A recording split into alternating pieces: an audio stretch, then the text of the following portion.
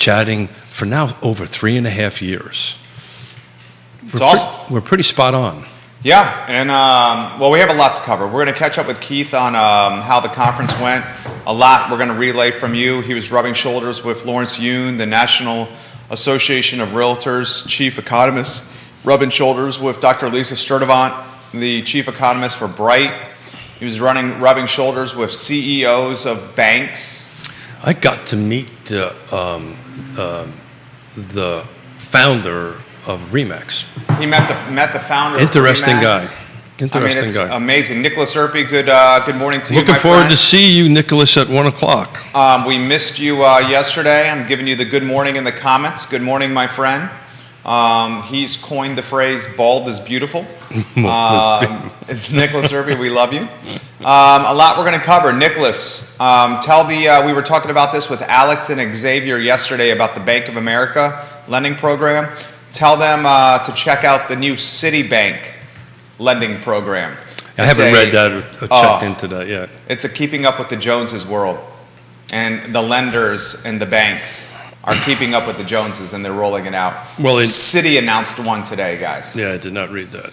Nah, gives everybody the chills on this side. Well, they're using their own money. I mean, when you say very little, if in fact no money down and credit scores aren't priorities, you start to get a little... Well, I chatted, we can do this live, but yeah, we should do it. I chatted with some guys at BOA, and the city may be a different program.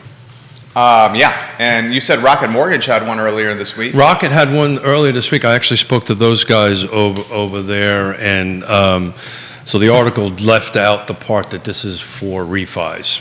So they were not requiring appraisals for refis, so that wasn't new purchases.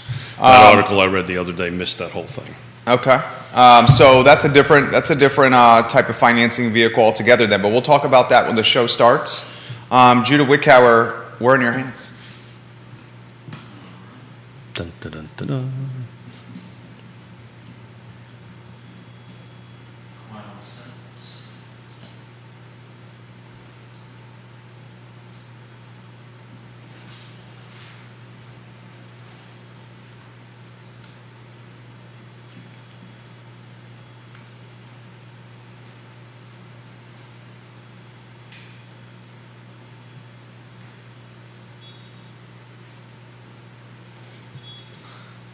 Good Friday morning, guys. I'm Jerry Miller, and welcome to Real Talk with Keith Smith. It's great to be with you on a glorious day in downtown Charlottesville.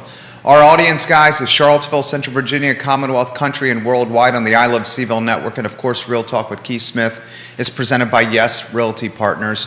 Check them out online, yesrealtypartners.com. Just a team you can trust, you can count on, you can rely upon, helping you navigate this buying and selling process. So much to cover on today's show. The distinguished gentleman, Keith Smith, the namesake of this program, spent a couple of days in D.C. literally shaking hands and rubbing shoulders and chatting and Kissing brainstorming babies too. I think there was a couple and planning with the biggest heavy hitters in financing and real estate in our country today. And he very much fits that moniker and criteria as well. Stop it. Judah Wickower, if we could go to the studio camera, and let's welcome the distinguished gentleman to the show, who I believe is wearing a new shirt. Ooh, you noticed. I did notice. I'm very observant. The only thing I haven't done correctly, and from an observant standpoint with you, is notice that you're a southpaw. It took me a few years to realize that you were a southpaw. That took almost over 3 years, I know. actually. I know. I was disappointed in myself, but So I want to give you props before we start. That shirt is nice. Thank you.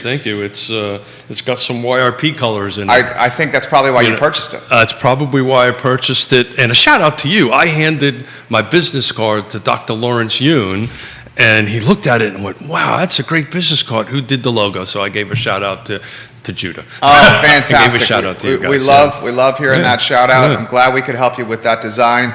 And I like the inner cuff. You know, I came up with the design while sitting on the think tank in my house. Ooh. Let's make sure we're on a scrap sheet of paper and a magazine. And no, I'm not talking about the kitchen table. But we'll leave it at that. I don't think I ever told you that. You came up with the idea of The name, Real Talk. the design. The design. YRP. YRP. Yeah. You know what?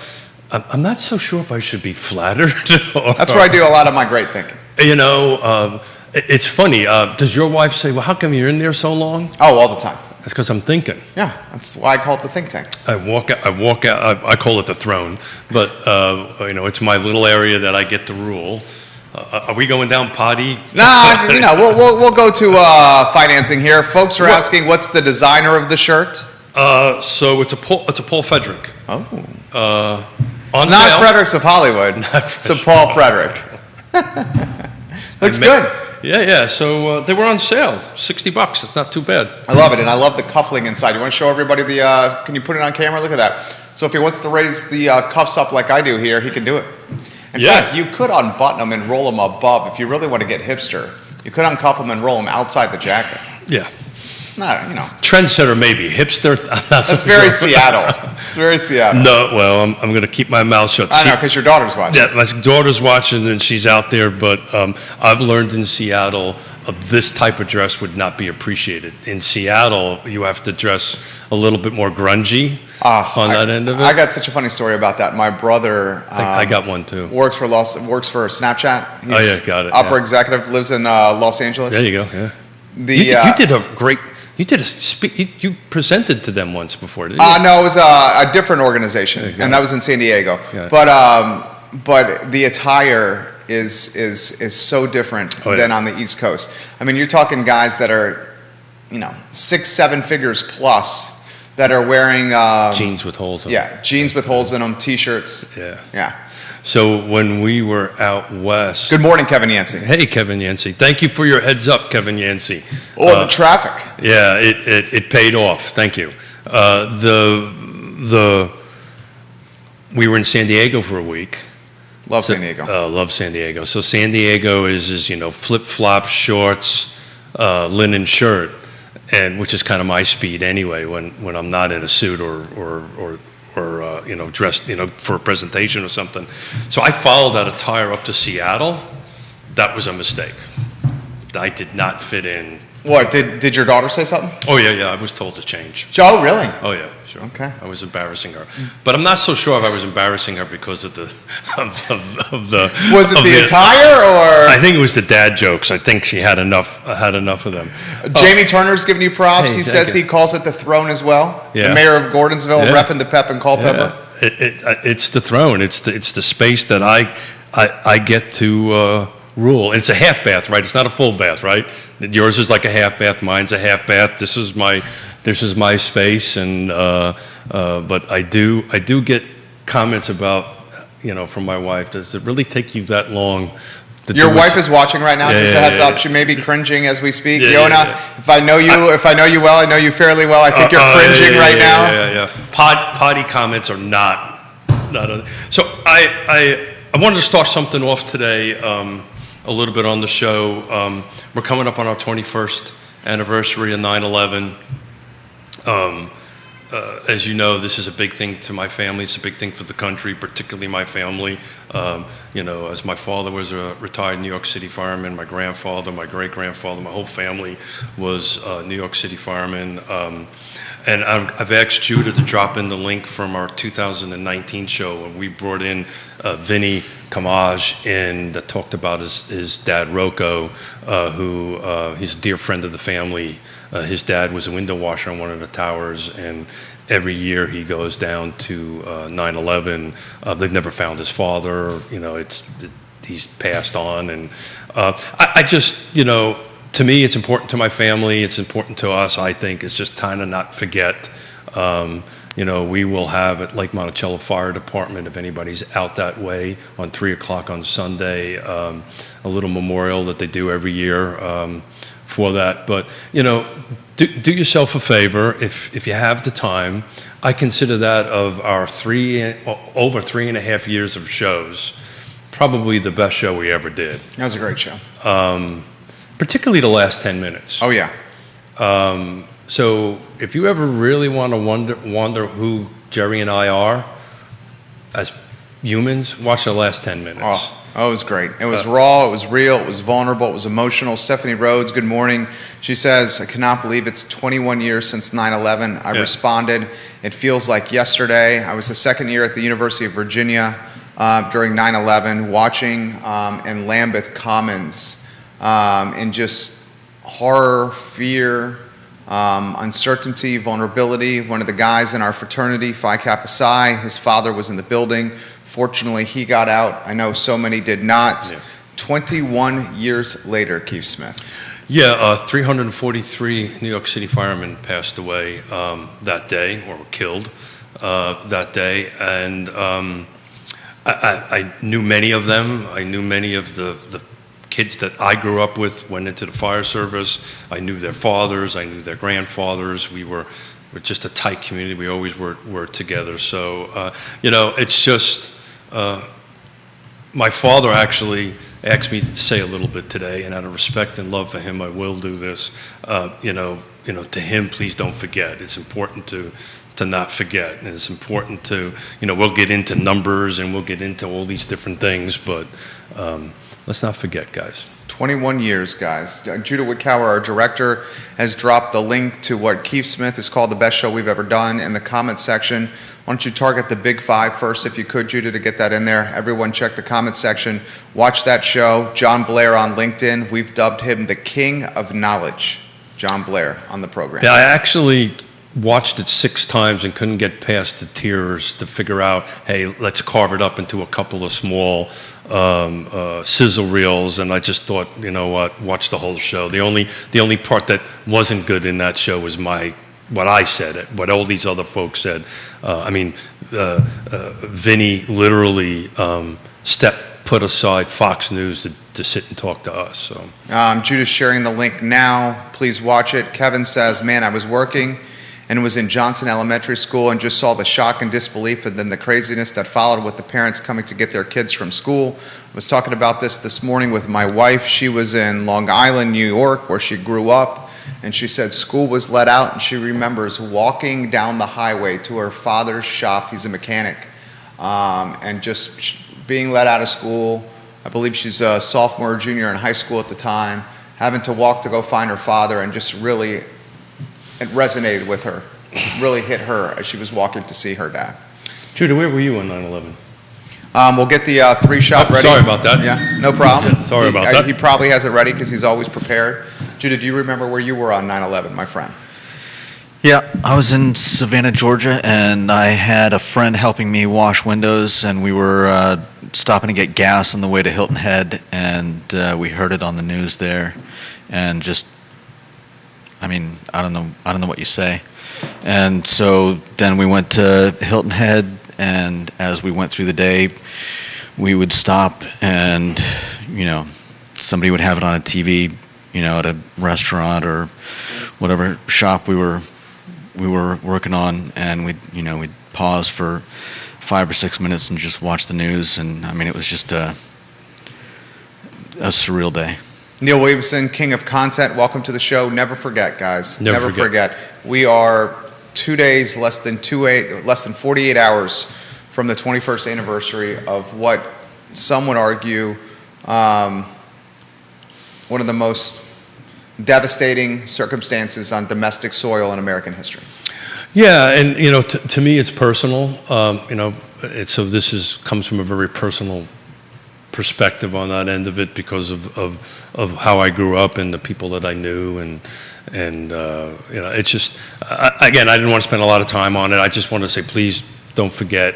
If you have an opportunity on 9/11, just take a moment of silence, or if you can make it out to Lake Monticello. Lake Monticello Fire Department puts on a great little memorial every year. There's a couple of pieces of steel that have a cross there. I can't remember if it's the north or the south tower, but one of the towers that my father helped get the steel there. So if you have an opportunity, go do it. If you're in the city, go through the Fontaine Firehouse, a new one on Fontaine Avenue. There's a cross in the entry there from a couple of steel from one of the towers. So if you have an opportunity to do that, I'd appreciate it. Nicholas Erpy, and I love how dynamic the show is.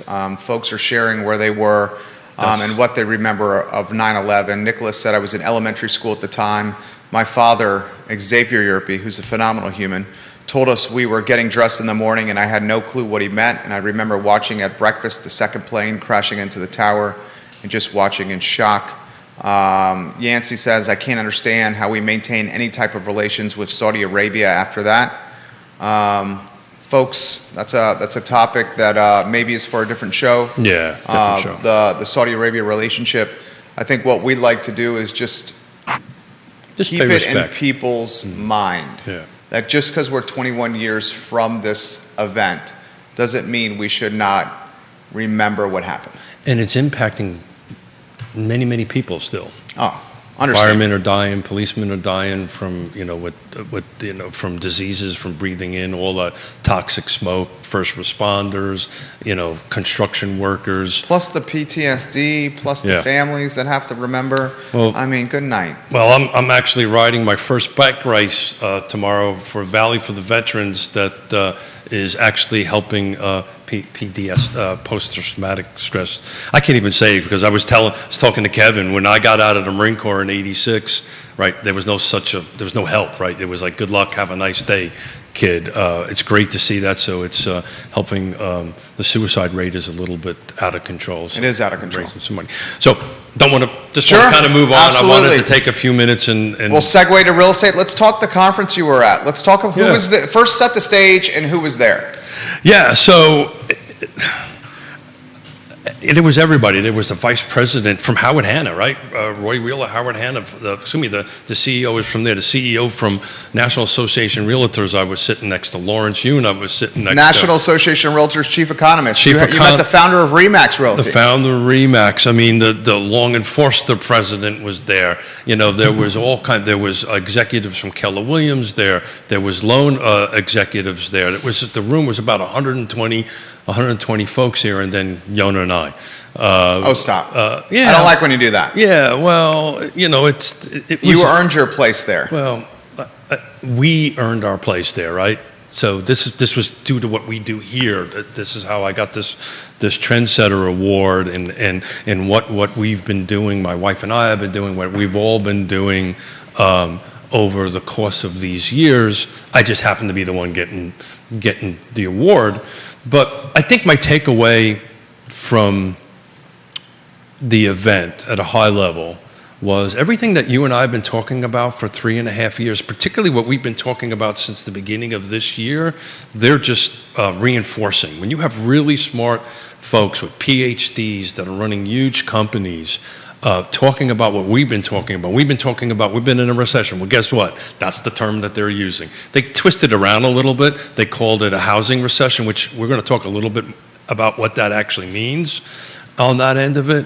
But also the conversation similar to what we've been talking about. Look, it's a change. There's a shift going on. But it's not 2007. It's not 2008. Now, there's a couple of things that we've been talking about for the last couple of days. Dude, and Kevin, multiple people have brought this up. I'm going to give some props to Mr. Kevin Yancey. It's a little reminiscent of. So I'm going to go back way further than you. This is very reminiscent of the Clinton administration and who set up, in my opinion, what happened in 2007. I asked questions about that to folks. So do you think we're having not a repeat of 2007, but are we having a repeat? Are we starting to loosen up standards to go ahead and do this? Now, of course, everybody said no. The BOA program is a CDFI. It's going to be heavily regulated. So I don't think that's going to grow into a national trend. But these things tend to grow. So you got to keep an eye on it. And we're not doom and gloom on the show. We're positive Peters and not negative Nancy's on this program. Positive Peters, I like Positive that. Peters. I'm an entrepreneur. You don't get into business for yourself without being positive. 80% of small businesses fail in their first 3 years. So if you don't come into business launching a company with a positive mindset, you're in trouble. Oh, without doubt. And the concerning elements that I have, and props to Kevin Yancey, he's been all over this, is the auto repossessions are happening. Yes. The credit card debt in America is at an all-time high. Yes. The mortgage applications are down. Yes. and now the financing companies are looking for new customers to drive shareholder value. Bank of America and Citigroup are offering financing to applicants that are not putting any money down, have no credit or bad credit.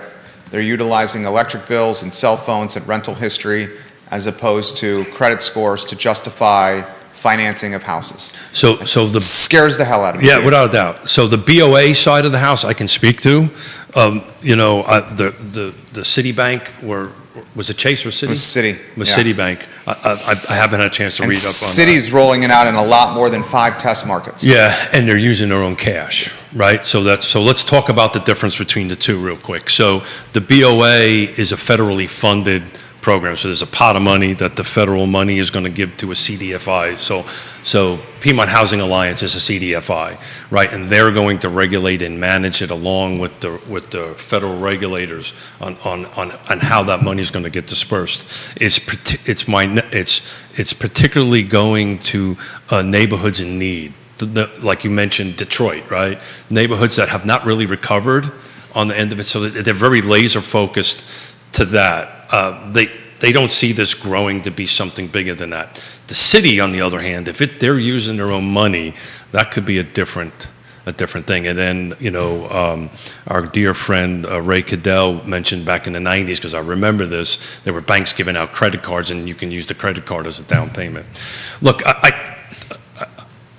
I can tell you the tone and the tenor of all the conversation was over there, just like we have. Everybody remembers 2007 very well. Yeah. Right? So it's also not, I think there's enough CEOs and business leaders out there that based on my 5-minute elevators, hey, my name is Keith Smith, here's this awesome business card, hey, look, you want to know who made the logo? It was a guy who made it. Now I know he made it on the throne. Think tank. I call it the think tank. I've got to put a note down. Remember that was made.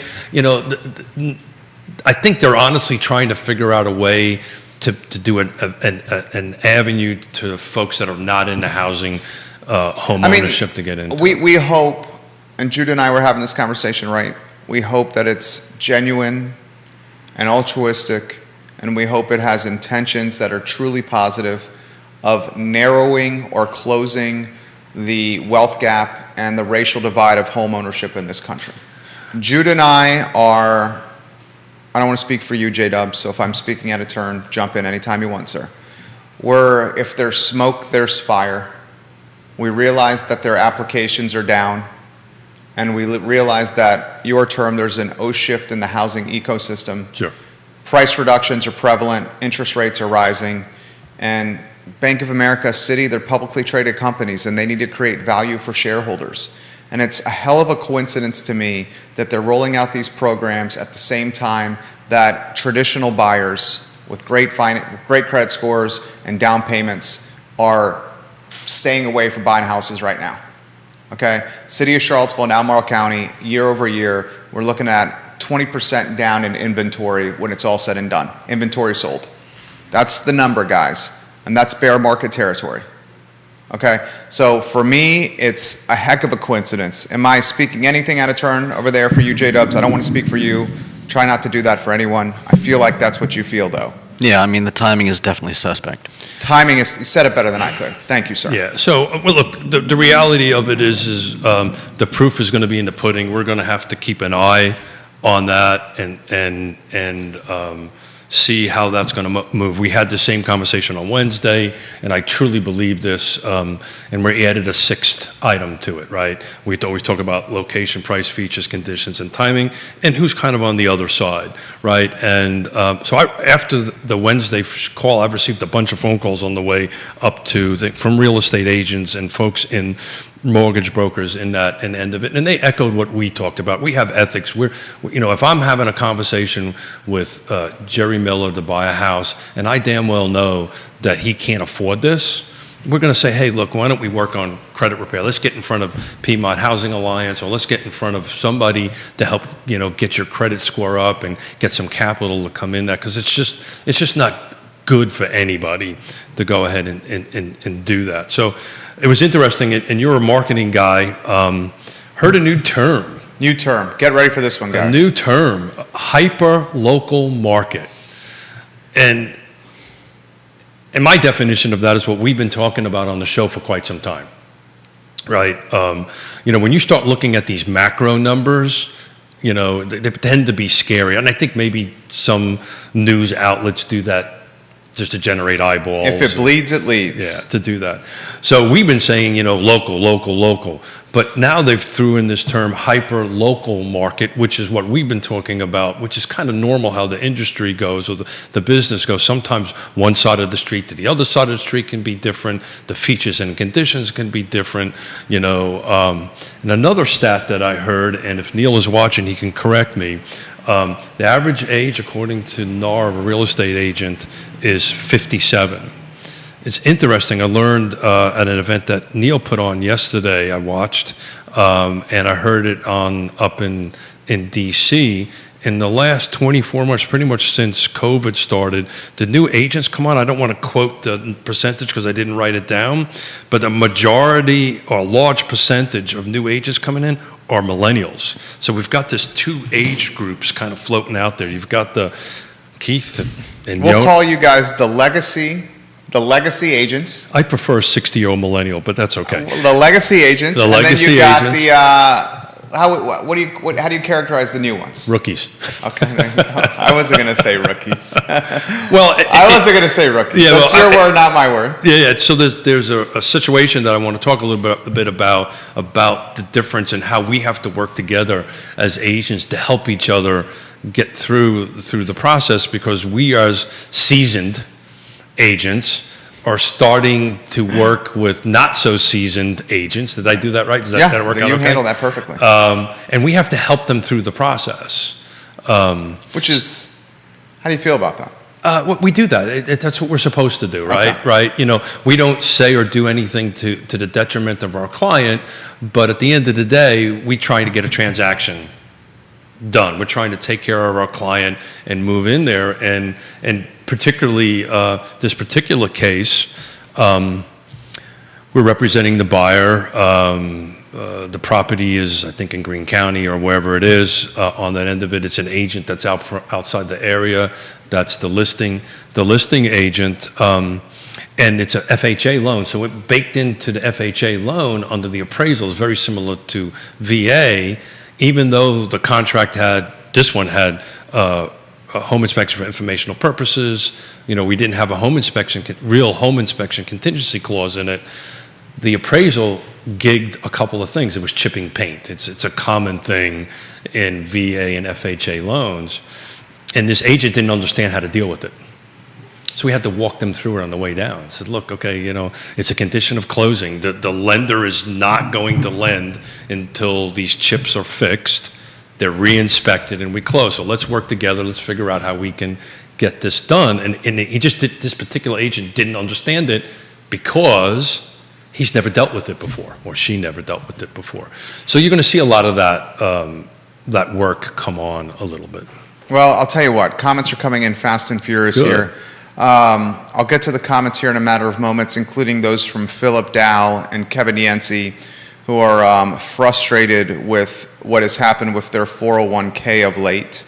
Anyone watching, I encourage you to consider Alex Erpy, Xavier Absolutely. Erpy, and Nicholas Erpy at Emergent Financial Services if you are frustrated with your current planner. Michael Buchensky, Coach Buchensky, is watching the program. He's in the business. Yep. First Heritage Mortgage. He has two comments that I'd like to relay on air. The first comment is this from Michael Buchensky from Coach. The BOA, the Bank of America program, unlike conventional mortgages, there won't be a minimum credit score requirement to qualify. Yeah. So how can they rate the credit risk for these loans to be packaged and sold? Seems like they will have to portfolio these loans, so they must have a gigantic deposit account of loans to loan gaps on their balance sheets. He also adds this: the program, called the Community Affordable Loan Solution, will be available to people in certain neighborhoods, predominantly Black and Hispanic ones, That's in exactly Charlotte, right. Dallas, Detroit, Los Angeles, and Miami. That's exactly right. Applicants do not need to be Black or Hispanic in order to qualify for the program. It is unclear what the planned size of the program is. There are no limits on the number of loans involved in the program. Any property must be located in census tracts that are more than 50% African American or Hispanic, the bank has said.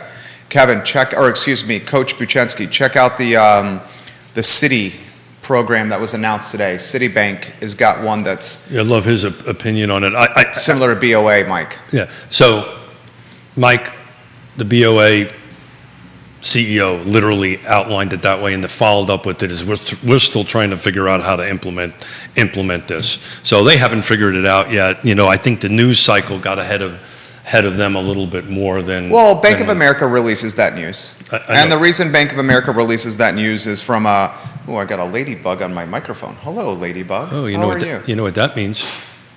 Just ask a wish. There you go. Yeah. Here's the concern. I would hate for this to be a PR and branding play Mhm. from Bank of America and from Citibank.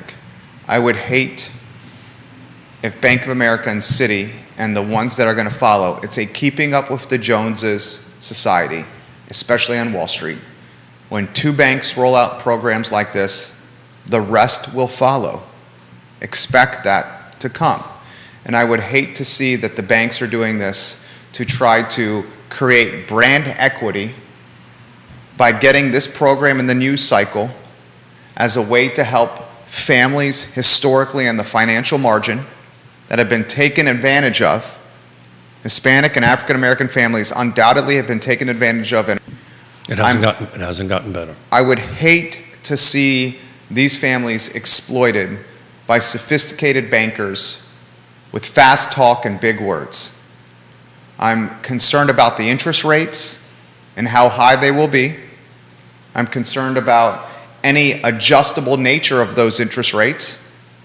And I'm particularly concerned about how these homeowners, with an inability to put a down payment down, how they're going to maintain their house if the roof leaks, if they need a new roof, new HVAC, new appliances, because that's going to happen. That's going to happen. Yeah, so the other issue that you have with that too, they're going to have to, they're going to have to be in the home so long, because depending on the neighborhood and where the appreciation is going to be, go back to this hyper-local market, right? And as you were talking, I'm trying to do some quick digging into Charlottesville and Albemarle on that end of it. But this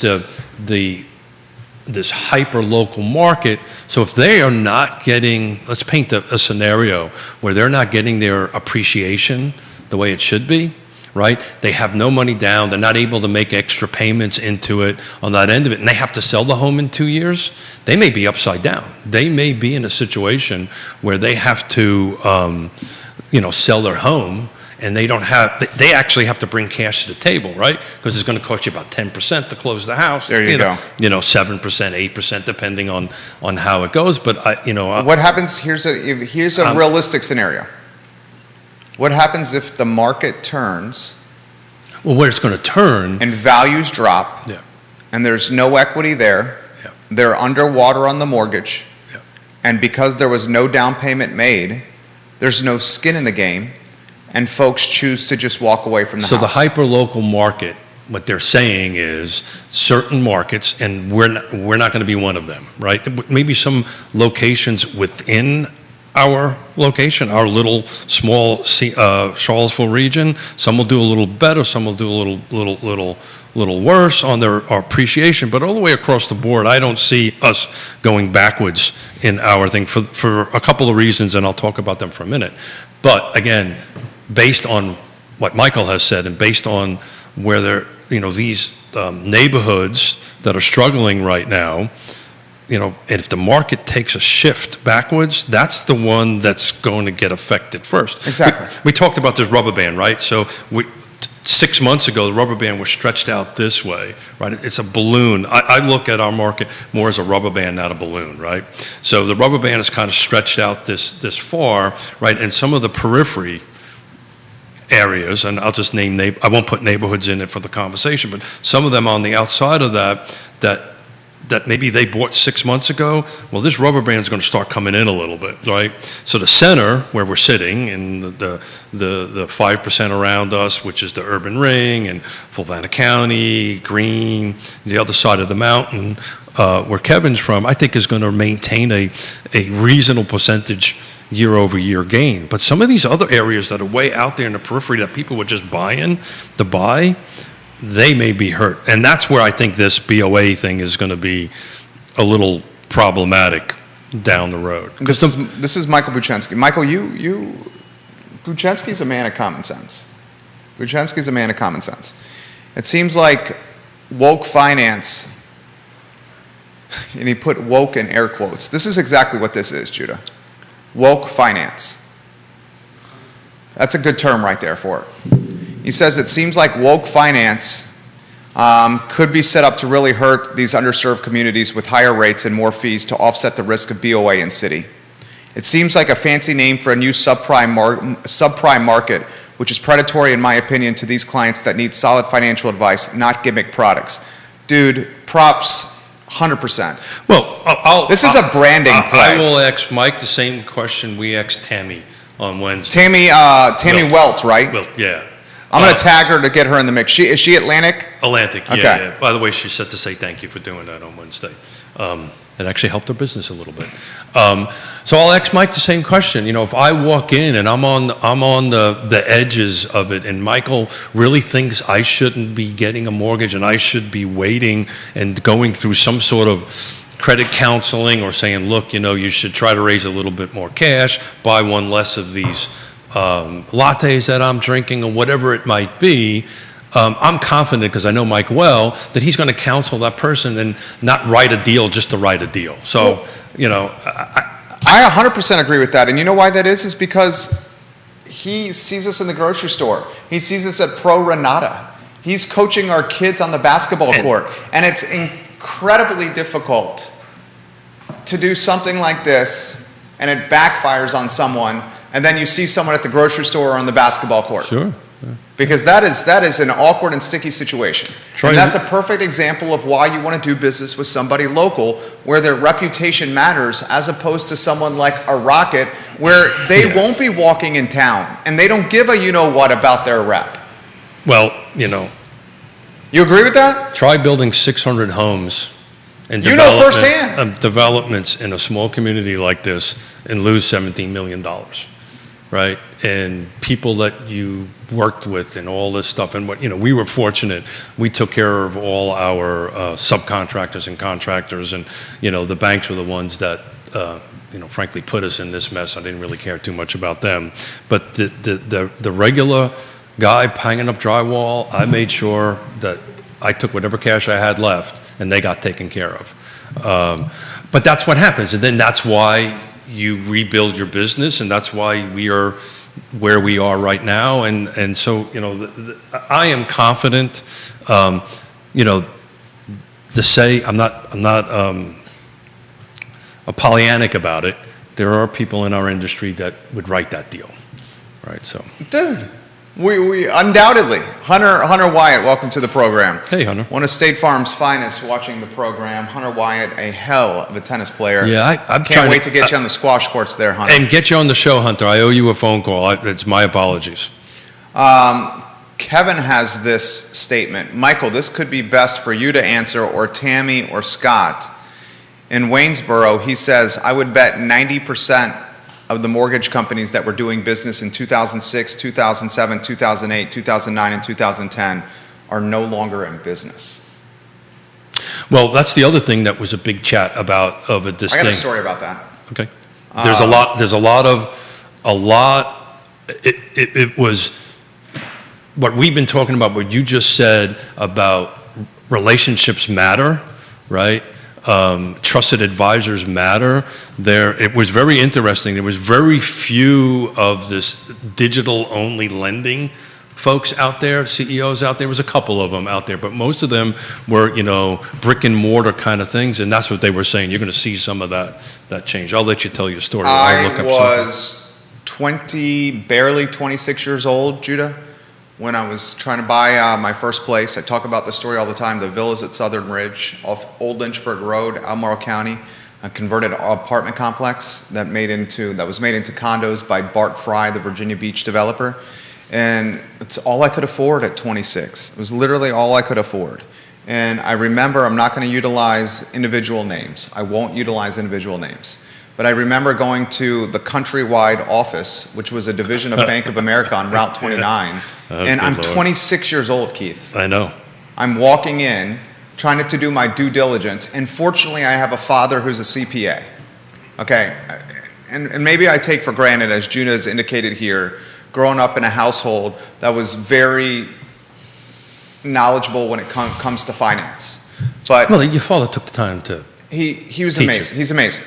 Okay, and I go into the office to try to get the reconnaissance, just doing my shopping. You know how you price compare, you price shop? Who has the best fit for me? I go into the office. I'm not going to use name. I said, okay. The guy says, here's the plan for your mortgage. This is what I'm offering you. And I said, I want to give this some thought. Give me a couple days to think about it.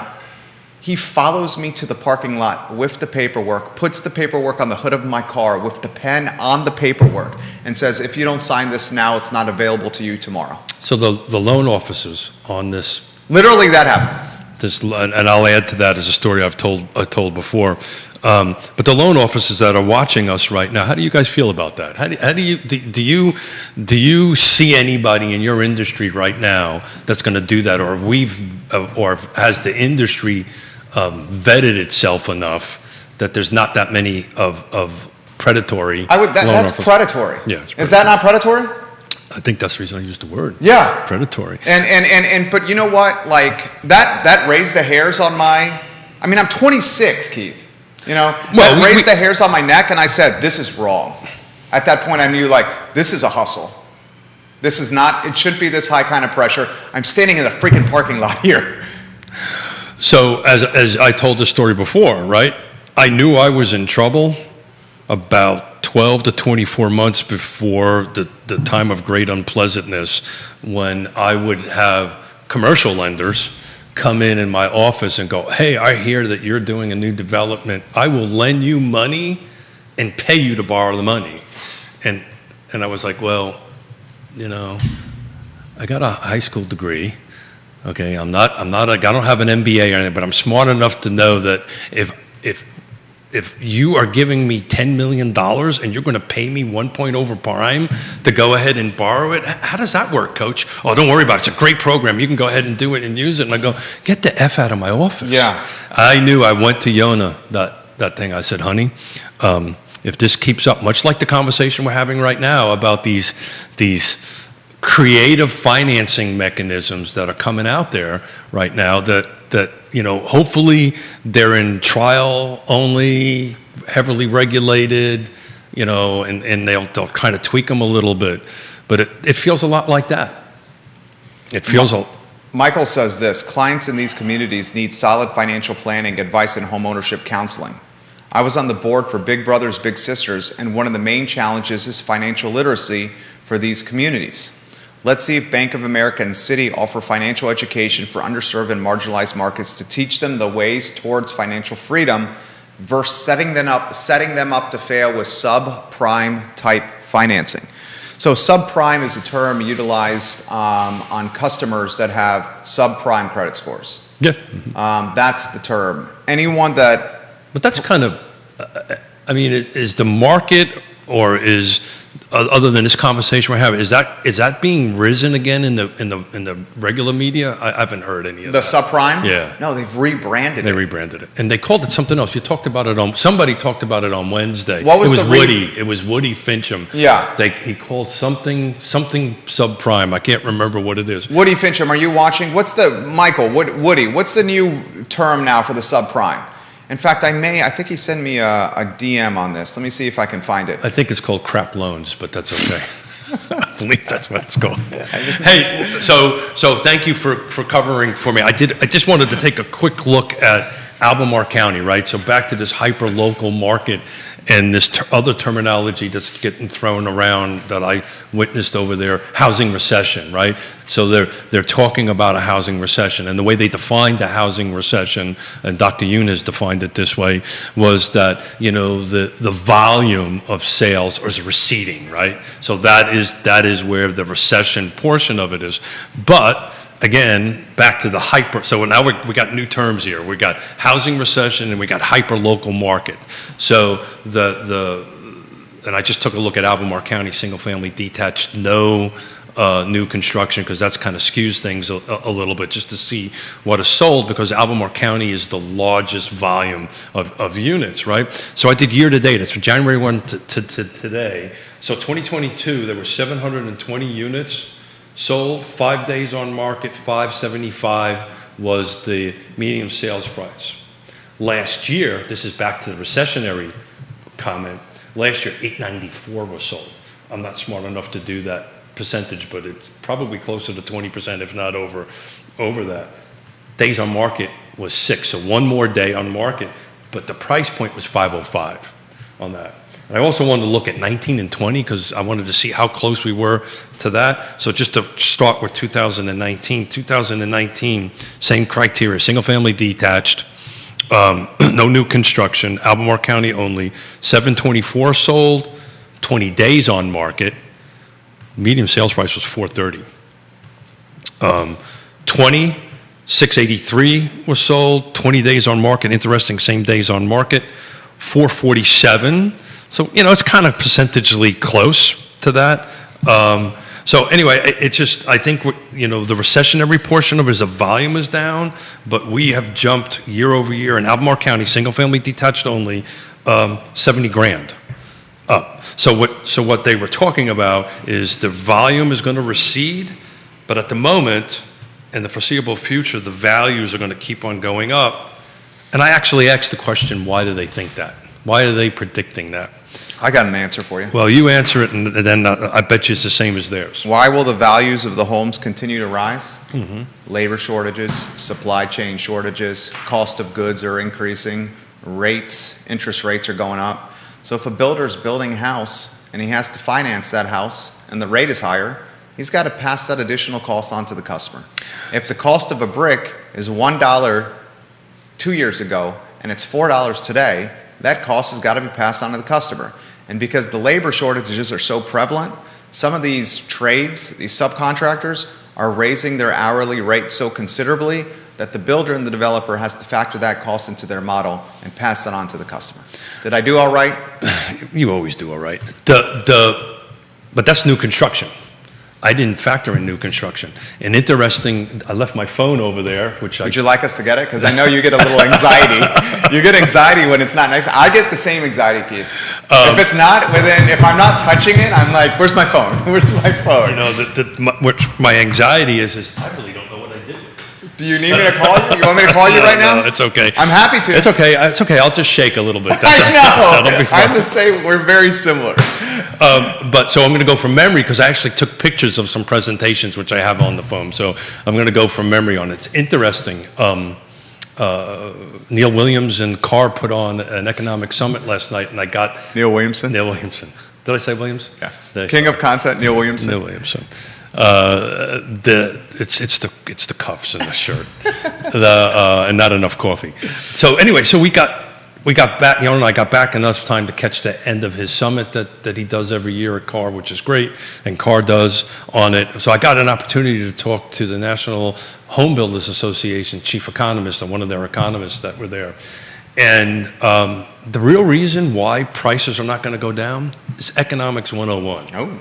Economics 101 is supply and demand, right? The demand is dropping, right? Because we have percentage of units selling it. The demand is, but the pace of new homes coming on. So I didn't do new homes in there, but it impacts, right? New homes impact existing homes because as new homes come on, it kind of helps loosen some inventory on that.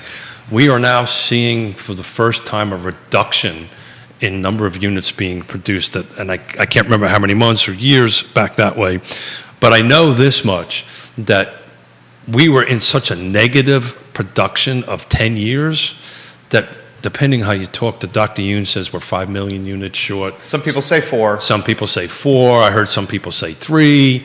Regardless of the number that they pick, we're millions of units short. So we're not keeping up with people coming in. And the other interesting stat on that end of it is the millennials are big time becoming buyers. It's interesting. They're projecting a decrease in volume when, I think it's Z. What's the next one? It's Yeah, Z. Generation Z. But they have a new one after that. And I can't Judah, we need our generation chart. It goes millennials and then Generation Z. And then there's what? another one. I want to say A, alpha for whatever. Actually, this question comes up so often that he has a generational chart. Can we go to the It's 3 on shots so we screen. can see your handsome mug? So, No, so I've- go to I've the got the 2 chart shot. on I'm going to try to screen. get my phone before I What's freak out. what's the year we're looking for? Yeah, you can get your phone. Get your phone here. If you need to go studio or put the chart up or just go to the 1 shot on Judah Wickower, whatever you The need chart's to do. on. Okay, chart's on screen. Oh, it's on screen. Judah, excellent. Gosh, I'd give you a chest bump right now. Very well done. So you got the baby boomers, 1946 to 1964. You got Generation X, 1965 to 1980. You got the millennials, 1981 to 1996. You got Generation Z, 1997 to 2012. And Keith is right, Generation Alpha. It's alpha. Yeah, early Yeah. 2010s Yeah. to mid 2020s, Keith. Yeah, so the statisticians, oh boy, that hurt. You got it right though. Blah, blah, blah, blah. That hurt. The statisticians are predicting, there's going to be this huge surge, which there is right now. I bet you when the numbers come out in 2022, you're going to find 50% of the purchasers were millennials on that or over that. But there's going to be a bit of a dip, right? Because the Z and alpha the volume of people are not as much. Does that make sense? It makes perfect sense. Michael Buchensky We're having is fun? making me laugh over here. Oh, God, he cracks me up. He goes, thank God I'm Generation X, Wu-Tang for life. A Wu-Tang Clan reference on Real Talk. I think that's a first time, Michael Buchensky. Oh, that makes me... do you know who Wu-Tang Clan is? I'm going to say no because I didn't laugh. Okay. It was a great reference. You want to people are asking you to put the chart back up, if you could, Judah Wickower. He's going to put the chart back on screen. It's on screen now. Keith Smith, the show is yours, my friend. Yeah, so, I think what's going to happen here, it's just what I heard on that end of it, is we're going to be in this hyper-local market. The need to have a trusted advisor and a professional that is professional, caring, and trustworthy on that end of it, all the folks that are on that feed right now, it's going to be more important than ever to go ahead and do this. And then us as professionals, we have to help the young folks or the rookies or the newbies or whatever terminology you want to use, that they've never went through this before, right? I mean, we have to help each other through this. We're in it. There's going to be a percentage of let's be realist about it. There's going to be a little bit of an adjustment of volume of agents. What does that mean? Yeah. Speaking directly. Yeah, speaking directly, as the market becomes more challenged to go ahead and actually make a living at it, and you need to have certain skills that you may not have or have not been taught. You're just going to get marginalized and moved out of the market. I see that happening too. We're seeing that with the restaurants right now. Yeah, look, the according to NAR and depends if you believe the stat or not, the average real estate agent makes around 40 grand plus or minus on that end of it. I think it's less. Well, I think it's 34, but yeah, it's the average real estate according to NAR is at 34K. Yeah. I struggle with that number. Well, it makes sense if you consider the hobbyist agents. No, but if you look at another stat on that, almost. Oh, you think it's less? No, I think the number's higher. I think what they make is actually higher. So if it's an average and we have 100 people doing something and 50% of them haven't done a deal, in other words, you have to really factor out who's not actually. There's a lot of folks that have licenses that don't do transactions, that don't do the business, right? They just hold their license. Are they part of it? Are they not part of it? I haven't had an opportunity to dig into those numbers. So I think it's a little higher than that. But let's use the NAR number of 34, right? That's not a lot of money, folks, right? And all the work that you have to do into it, you have to pay for your own phone, your car, right? Oh, by the way, $34,000 is a 1099. You've got to pay taxes on that. on it, so you got a question. I got a text message here, and the gentleman has asked that I not use his name, and I want to caveat by saying this is not the CEO of Emergent Financial Services, our friend Alex Zerkby. It is not him. It is, however, the CEO of, I characterize this carefully so I don't blow up his spot, of a Why don't you just, of a bank locally, got it. okay, watching our program. And he said this: the Bank of America and Citi programs that you guys are discussing was the topic of this week's of today's weekly meeting. This program terrifies all of us in our boardroom. It is the beginning of what we think could be 2008, 2009 again. We talked about that on Wednesday. That's what we talked about. We talked about, you ask me all the time, you know, what's going to make 2006, 7, 8 happen again? And what made 2006 and 7 happen again is what happened under the Clinton administration. This feels a lot like it. Like we talked earlier, if it walks like a duck, quacks like a duck, I think it's a duck, right? You can call it whatever you want, but it's still a duck on that end of it. So my hope is, based on the conversations that I had with these CEOs, is that won't expand into that.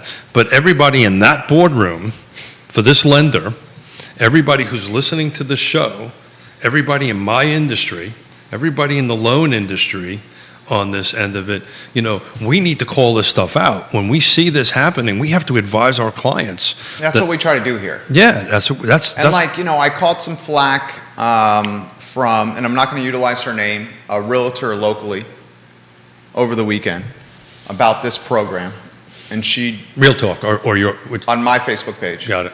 And she was just constantly on Labor Day all over my Facebook page. Okay. And first, Judah said it best. We encourage various perspectives, if we don't mind if folks disagree with us at all. I don't.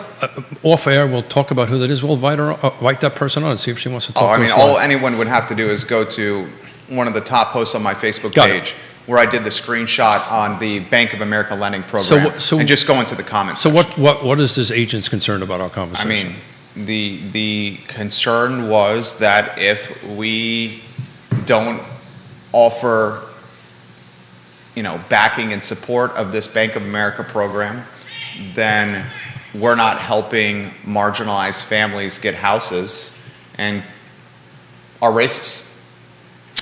So it's interesting. This morning, part of the reason I showed up right on the late was, and I hope this particular agent was able to attend it. We did what they call a latte and learn for the Piedmont Community Land Trust. I think it was great. It was well attended. A bunch of real estate agents came on, and Greg Slater did a great job, and Shekinah Mitchell of leading it. I was just on there to answer any questions as the chairman that anybody might have. But you know, look, we are putting 24 families in Albemarle County that are affordable housing buyers on that end of it. So there's avenues out there to go ahead and do this. And Fulton Bank has created a portfolio program which they can use, and there's other lenders that are trying that are creating these programs to go ahead and help it. And you know, I personally am dedicating a lot of time and energy to help affordable housing. Pro bono. And frankly, the leadership award, the Trend Center award I got was because of that, frankly, and what we do on the show. So, you know, there's programs out there and there's opportunities out there to help. I would be more concerned about the predatory nature of that on the marginalized neighbor buyer. And that's what I'm. That's I would my be concerned about that. That's my concern. I'd be concerned about that. And that's the whole point of what we're trying to do at the network and Real Talk and social and how we utilize it, is to utilize it for the good. Even if it may be unpopular in the moment, we do it because of the intentions of good. Yeah, sure. So So the short answer is yes, we want to support anything that can help marginalized buyers become homeowners, absolutely, on that end of it. But there's a double-edged sword to that, right? We also want to make sure that we're setting them up for success, not for failure, right? And if and literally the program that we have, there's a reason we partnered with Piedmont Housing Alliance, the Piedmont Community Land Trust on this end of it. If there is a buyer, we have a 20-to-1 ratio. 20 people come in to try to buy one of our land trusts, spits out one buyer, mainly because they You need... vet it. Well, mainly because they need help with credit repair, they need help with home ownership, all this stuff, and then we hand them over to our partner, which was Piedmont Housing Alliance, and they have housing counselors and help them get their credits built and all that stuff, and get to the point where they can go ahead and do that. So whoever that agent is, that person can reach out to me anytime, and I'll be more than happy to discuss options out there. And I have a feeling I know who it is. This is an interesting, you know who it is. Yeah, got it. This is an interesting comment. And that agent knows that I vehemently preach this on my I know. sleeve. Oh, anyone who watches Real Talk knows that. Yeah, I mean, you don't even have to stand up for, justify it. I mean, we all know where you stand. And we all know your character. Good, because I don't want to get up. I'm going to sit down. I'm gonna see.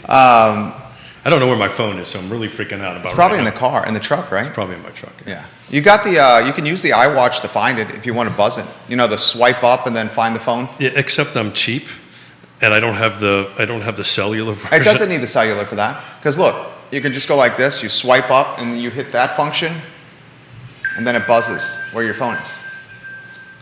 Swipe up, and then, it's in the truck. If it's not buzzing, it's in the truck. All right, the phone's in the truck. Let's do this. Keith kind of. MJ Arquette's watching. Queen of Marketing, MJ Arquette, we love her. She says, wow, there are so many comments on your BOA posts. I had to scroll way down to see it. Yikes. Thanks for keeping the conversation going, gentlemen. That's MJ Arquette, who is just class all the way. Absolutely, yeah. So I believe, based on my conversations with the BOA folks, to put a fine point on this, the intent is to help those who are marginalized and marginalized neighborhoods. That's the intent, to go ahead and do that. I've just been at this very long enough to know for 3.5 decades. Sometimes these great intents backfire on it if they're not heavily regulated, heavily looked at, and heavily watched. It is how it happened the last time. So if it truly stays within these four corners of helping marginalized buyers and marginalized neighborhoods, and they do it right, I'm all for it, 110%. I'll go on the record, I'm all for it.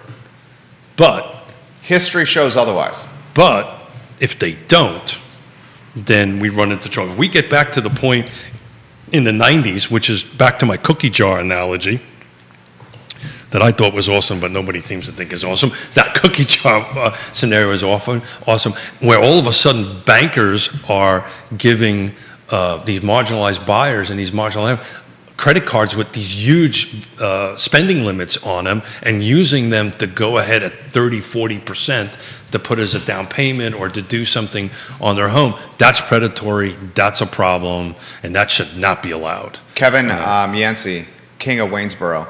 The road to hell is paved with good intentions. The road to hell is paved with good intentions, J-Dubs. I can't remember how many times I've actually been told that.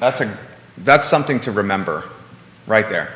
That is something to remember right there. Here's a good question for you from Grayson. Hey, Grayson. He's watching in Belmont.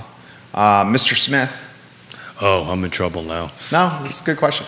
Mr. Smith, are you concerned that the price reductions for the listings we're seeing on the MLS will start impacting values of our homes, especially those of ours that purchased within the last 12 to 18 months? Short answer, no. Okay. That's a good question. It's a great question. Short answer is no. And this is really a Woody Fincham question.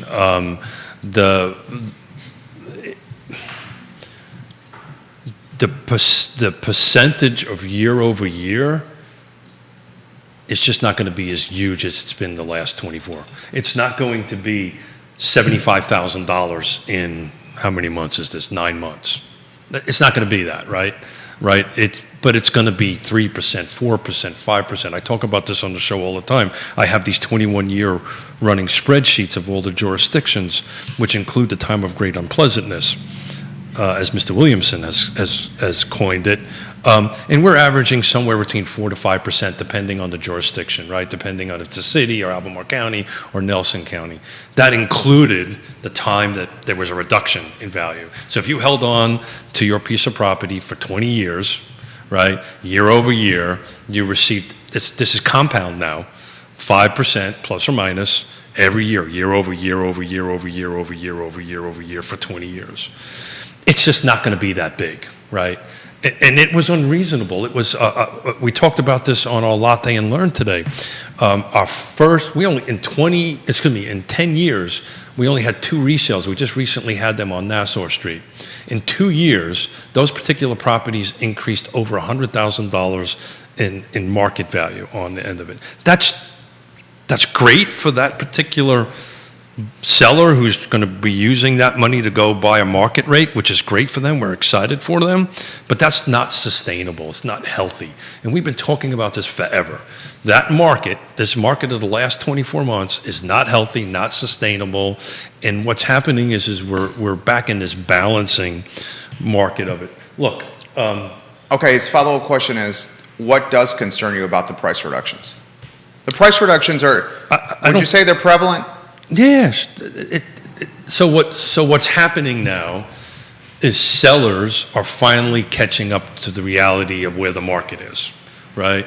That's all that's happening here. You know, if you went out there and you put something on the market and you maybe do not listen to Real Talk or do not listen to Jerry Miller and I Love Charlottesville, you do not get into that and you listen to the macro thing, not the hyper-local market data, and do not trust your trusted advisor who's saying, look, this is where the market is, and you say, no, I want the house $50,000 or whatever the number is more because my next door neighbor 6 months ago sold their house for that. That is not today's market, right?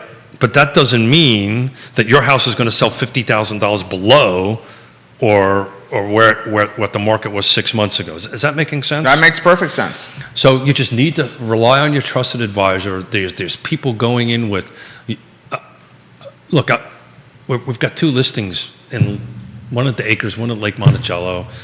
They're incoming soon, so I won't really talk too much about them at the moment. But your managing broker is watching. I know that. That's his wife. Yeah, I know. She's my principal. No, she's my managing broker, right? Yeah, she's your managing broker. Quentin is my principal broker, right, so I'm in real trouble here. Careful. Thank you. Yeah, I'm trying. But look, they're going to be in the 4s, right? We've already got showings set up already because it's out in a realtor world, right? Because that's how Coming Soon works. On that end of it, we priced it right. That we had the pricing expectation conversation with the sellers. We went through the data. We said this is not 6 months ago. But we're here, and this is where the market is today. And it's interesting. I actually flagged something from actually a Keller Williams book, which I am going to go ahead and try. 18 homes currently on the market right now on Lake Monticello. Of those 18, 1 is new construction. It's proposed. So 17 existing homes. Of those 17 existing in Lake Monticello, 1 is attached. The remaining 16 are detached. The Lake Monticello price range goes from an entry point currently of $235,000, and that 235, distinguished gentleman, you're going to have to help me with this, is on Kiowa Lane. Is that the how do I say it? I don't want to offend any Native Americans by not saying it correctly, but I say Kiowa. It's at Kiowa Lane. But that may not be the proper pronunciation. Okay, you know that obviously that I know road. It's the what they call the outside section, so it's outside of Lake Monticello. It's not within the gates. Okay. Has its benefits, right? People like that sometimes. You can get in and out a lot easier. Is there HOA with that? It's exactly the same thing. So there's a couple of sections within Lake Monticello that are not within the gates, the quote-unquote gated portion of Lake Monticello. I believe it's 3. And I think that's called Section 10, if I remember correctly, on that end of it. But in any event, it's on 618 over in that area. The high ask is 49.9, and that's on, is it Rowell Drive? Rowell Drive. Rowell Drive? Yeah. That's a tough one. Rowell? Yeah, look who's listing that one. Yeah. Is that, oh, that's Yona. That's Yona. 49.9 on Rowell Drive. Rowell So Drive. the point of what I'm saying But that's is, interesting. That has 3-acre lot with it. oh, very nice. Wow, that's a hell of a deal. 3 acres And with it? I didn't realize it went active, so. That's active now. Yeah, so we're receiving, we got multiple showings on it already, receiving phone calls on it, you know, it's priced right? Well, especially with the dirt that comes with it. Well, it's 2 lots together, just to be clear about that. There's the house on the lot, and the owner bought the lot next to it for a little bit of buffer. Privacy, yeah. So I guess the point I'm making is still very under inventoried at the lake. There's 4,300 homes at the lake. Yeah, I mean, so hyper-local market, right? Different parts of Lake Monticello are performing differently than that. Look, I've been at Lake Monticello since 1987, right? To have under 20 is ridiculous. Uh-oh, I'm in trouble. No, keep going. Everything's going well. Yeah, so look, the volume is down, percentage, for those who are listening and not watching, I don't get to see what Jerry's doing over there on this. So prices will increase, right? It's just going to happen. I can do a quick analogy on that end of it, but it's people are going to still buy and sell homes, and the inventory is it's growing at an anemic pace. The volume is dropping a little bit, but the prices are going up. I mean, we proved that on the snapshot for Albemarle County. Johnny Ornalis, thank you for Johnny. sharing the show. We encourage you to try El Mariachi at Zion's Crossroads. He and his brother Steve, right? Steven, do a fantastic job at El Mariachi. If you're not at Zion's Crossroads, El Mariachi, visit Guadalajara, Jefferson Park Avenue. Johnny and his family do a tremendous job running those and owning those 2 restaurants. So if I had my cell phone in my hand or my I think it's iPhone, in the truck. It's in the truck. I would hold it up right now, and I would be saying that, you know, this iPhone, this technology is great, but it's never going to replace the agent. And I really, really believe that because, and I'm going to steal a Gary Keller quote, and I'm going to make it my own a little bit here. But what our job really is to project where the future is going to go in pricing, right? And that's where we have this conversation with Mr. and Mrs. Miller and say, look, I understand Judah sold his home next door for a little bit more. The market has not gone backwards, but we can't add $50,000 to what we think the market is just because 6 months ago. It is a very different market now, but you're not going backwards, right? We're not losing value. It's just going up on an incremental rate. Kevin says, I just put a contract on 4.8 acres south of the area, full price offer, $35,000 for 4.8 acres. Good job, Kevin. Hope Well you got a played. study period. Please tell me you got a study period. Do you want to tell it to him again? Please get a study period if you haven't gotten one. Explain the study period. Yeah, so land contracts are a little bit different than residential purchase. There's you can negotiate. It could be 0 if the seller and the buyer wish not to do it. But what it is typically you get 30, 60, 90 days. It's baked in to make sure the soil is good. Can I do what I want with it? It is at the sole discretion of the purchaser to go ahead and do that because, you know, you could potentially buy a piece of property and find it, depending what his intended use is, right? If it's to put a home on it and find out, oops, I can't put a septic field in here. Oops, I can't get a well. And now you have a certain amount of acres. So that's the intent. There's 2 study periods in it. One for, hey, what can I do with it? The other one is for soil and well. You've got to go through the process, right? You've got to actually bring somebody in to test and do all this kind of great stuff to determine where it works. But, you know, please never buy a piece of property without doing a study period. Good advice right there from Keith Smith. Pass that along. Time flies when you're having fun, Oh, my God. right? It's truly enjoyable sitting across from this man 3 days a week. My friend, how about some final closing thoughts and some perspective for the viewers and listeners? Please don't forget 9/11. If you have an opportunity to make it out to Lake Monticello Fire Department, please do that. You can Google it. It has the time. I think it's 3 o'clock, but I may be wrong. Just double check it on the Google. Flat out honored to get this award of Trendsetter. I can't even say it, Trendsetter. I'm not worthy of it, and I believe that. And I know you're going to disagree with me, but I'm not worthy of it. I'm just happen to be the recipient of it because there's so many people that are underneath me that make me do what I can, give me the ability to do what I'm doing, including everybody in this room, mostly Liza, but everybody Liza's the dog.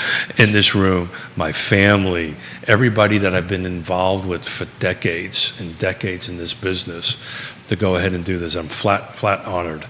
The reality of also is I've realized what you and I do 3 days a week impacts people. Pressure is a privilege. It impacts people. And sometimes we make mistakes. Sometimes I make mistakes. If I do, I apologize for them and move on. This is a live show on that end of it. But rubbing elbows with these CEOs, rubbing elbows with these folks that are, have these huge degrees and really are the smart people. What we talk about 3 days a week is in essence exactly what they're talking about. We just do it in a different format on that end of it. So we're on the right track. We're saying the right things. Trusted advisors, our partner tab, please pull it down on Real Talk with Keith Smith on it. These are trusted advisors. These are folks that will navigate you through this process. And I'm just flat out honored, man. I really feel like I don't deserve it, so I just wanted to say thank you to everybody. He very much deserves it, guys. You see the humility, the character, and what the man and his beautiful wife are all about. His name is Keith Smith. Their team is called Yes Realty Partners. Yes Realty Partners. This show and all of Keith's shows are archived online. The website is realtalkwithkeithsmith.com. realtalkwithkeithsmith.com. Judah Woodcower is the North Star of our infrastructure. My name is Jerry Miller, and this show has truly been a pleasure. Please remember 9/11. Never forget. The I Love CVille show is up in 55 minutes. Please pray for me and I find my phone. Please pray for Keith as he looks for his phone. So long, everybody, and thank you kindly for joining us. We'll see you in 55 minutes. Take care.